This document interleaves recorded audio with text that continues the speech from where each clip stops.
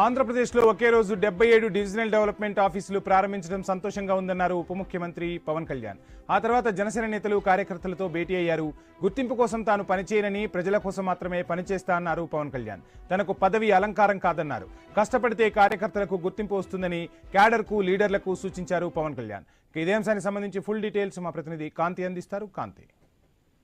యావంశీ, గాంధీజీ మాటలే స్ఫూర్తిగా గ్రామాలను పట్టుకొమ్మలుగా తీర్చిదిద్దాలనే సంకల్పంతో ముందుకు వెళ్తున్నామని డిప్యూటీ సీఎం పవన్ కళ్యాణ్ అన్నారు. పంచాయతీరాజ్ వ్యవస్థలో ప్రజా పాలనకు అనుగుణంగా సంస్కరణలు తెస్తున్నామని, గత 5 ఏళ్లలో పంచాయతీరాజ్ వ్యవస్థలో జరిగినన్ని పరిణామాలని కూడా మార్చి అందులో అందరూ మెచ్చేలాగా సరికొత్త వ్యవస్థను తీసుకువస్తున్నామని చెప్పారు. ఇక పంచాయతీరాజ్ వ్యవస్థలో పదోన్నతులకు నోచుకునే సిబ్బందికి కూడా త్వరలోనే ఊరట లభిస్తుందని చెప్పడం జరిగింది. రాష్ట్ర వ్యాప్తంగా ఉన్నటువంటి 77 DDO కార్యాలయాలను డిప్యూటీ సీఎం పవన్ కళ్యాణ్ ఒకేసారి వర్చువల్ గా చిత్తూరులోని DDO కార్యాలయం నుంచి ప్రారంభించడం జరిగింది. ఈ నేపథ్యంలో ఆయన రాష్ట్రంలో ఏవైతే ఏళ్ల తరబడి ఏవైతే నూతన సంస్కరణలు తీసుకురావాలనుకుంటున్నామో వాటిలన్నిటినీ కూడా మార్చి పంచాయతీరాజ్ వ్యవస్థలోనే ఒక కొత్త వరవడిని సృష్టిస్తామని చెప్పడంతో పాటు పౌర సేవలు విస్తృతంగా చేసి ప్రజలకు చేరువయ్యేందుకు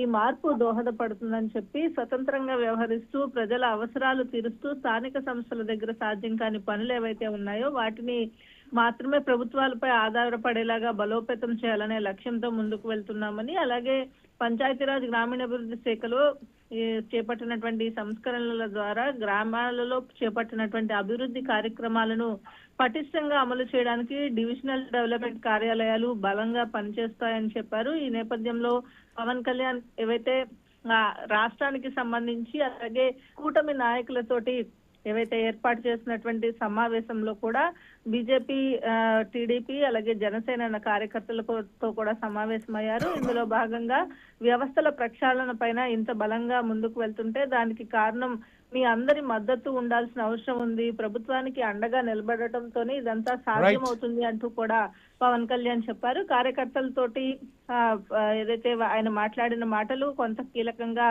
ఉన్నాయని చెప్పుకోవాలి వంశీ. Thank you Kanthi.